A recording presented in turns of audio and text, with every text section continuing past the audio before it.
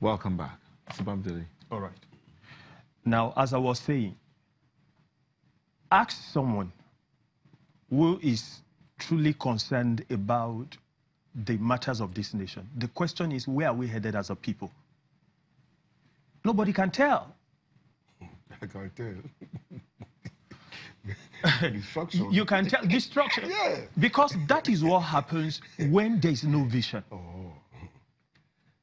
There is nothing that seems to show to me that as a nation, we have all agreed this is what we want to live for. This is a kind of a nation we want to raise, and this is the kind of person we want to become. So are you implying that until we get to that point, issues of corruption, looting, and politicking, and so many other things that are the fallouts of all of this will still remain with us? For as long as a man will say, I am being accused of being a thief, but I'm not the only one. Oh. And his kinsmen will be saying, why is he being accused when there are other people that are also doing the same? Until we all agree that white is white, black is black, this is what is acceptable, this is what is not acceptable, we seem not to have started as a nation. And you know where all of this stems from? Greed. Uncontrollable greed. Okay? There's a room for self-actualization. Right. There's a room for ambition. But when you now becomes over-ambition, and then you now become a monster looking forward to grabbing whatever is in sight, then the reign of me, myself, and I now takes over, which again emanated from our loss of value. We've been shouting, we've been saying these things. Nobody is listening. We are at a point where, as Jarangida said, that everybody in Nigeria has a price. Some are also saying that this government is complicit because it is only sending out lists of people in the opposition party. Does it mean that everyone in the APC is clean? You know, as much as I have a few disagreements with Kachi, okay, he made sense in referring to that the moment you cross from SDP, PDP, or wherever, and you join APC, you become a saint. It's like you undergo some baptism. You are immersed in the water of a sainthood, you become a saint. And then the thing now is go home and sin no more. That's what we have seen. Nobody can convince me that there is no, there are no people in APC who, while they were in PDP, also looted. Okay? Or even while they were in their previous parties before they became APC, also looted. These things are glaring. We all know these things. You know, a lot of the things that people throw at us is unfortunate, because at the end of the day, the loser in all of these things is the Nigerian, the masses. And may that day not come when the masses will rise up against the politically elected or appointed. It will be bloody. And when that will start, even those of us in business, corporate elites too, we will not be safe. So the earlier we all go back to the conference of our rooms and consult with ourselves and put a panel stop to this and begin to make good those things that we made bad, the better for all of us. But we're talking about the looters, and we're also talking about the fight against corruption, and we're talking as if it's only politicians who are corrupt. What about the other spheres of our lives? But you were here when the man that headed NNPC, Yakubu, if you remember, somebody, a whistleblower blew the whistle on him, and here was a man that built a house, a personal house, air-conditioned it, to warehouse fresh mint dollars. Have you? We all witnessed it. There was a case of the NIA man in a top floor building in Ikoyi, warehousing about 287, several currencies anyway. Let me not put a figure to it. But humongous amount, enough to run a sane man crazy. You see, those happen within the same period. Unfortunately, were it to be a private company, they will not be there anymore. They will have had their days in court.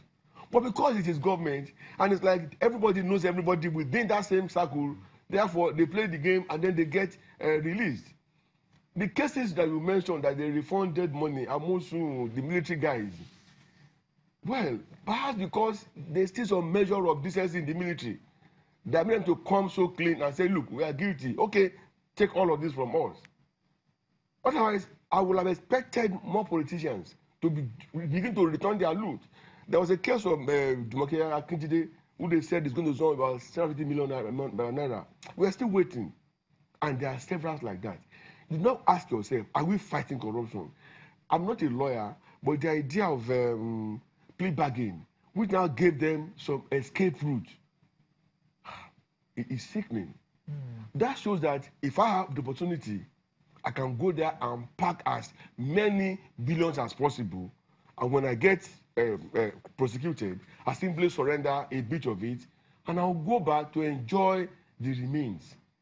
In what way will others coming after me, okay, not be encouraged to steal? What will be the lesson? Knowing that there is a window of escape, made possible. I mean, made possible by plea bargain.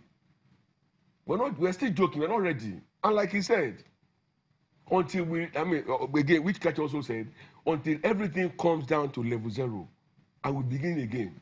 We're not ready.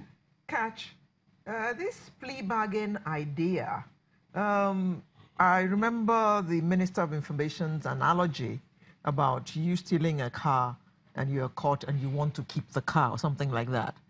You know, when you are caught and you give back some amount, is that enough for you to get off the hook? No, that's not enough for you to be a convicted person because of you've committed an offense.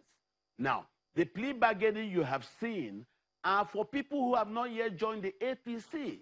How many persons in the APC were listed in that would they have returned their loot? Don't forget, there was an APC governor in Bayelsa who, because he crossed over to the APC, what was even seized from him, about 52 houses, were returned back to him. This is what we're saying. This government is not serious about fighting corruption. How come the list you put, nobody that has crossed over to the APC have you written that is guilty? What about the man that was sacked from being a principal officer aide to the president because he was seen to have stolen 280 million naira, which he claimed he used to cut grass in IDP camp? How can that be? IDP camp, where humanity that are very hungry will have smashed all grasses there with their feet. You now say you took money to go and cut grass. Has there been any prosecution of him? No. What about the man who, as my friend in Lagos said, was caught that deposited money in a flat rented in Ikoyi? Has the man been taken to the court? No. This government is not serious at all. The list was just for diverting public attention. What about going through the rule of law? We are told that they have taken debt of 11 trillion and yet no visible project. That is money to be looted. We are now told that the president wants to go against the law in taking $1 billion. Did that $1 billion go through proper law? The law is anything you spend must be appropriated and be sanctioned by the National Assembly. Has National Assembly sanctioned the spending of $1 billion? No. So what the president is doing is exactly what Abacha did, putting his hands directly into the national till, thinking that the immunity he has will cover him from such issues. Until we become a country governed by the rule of law, that's when we will think that we are a nation.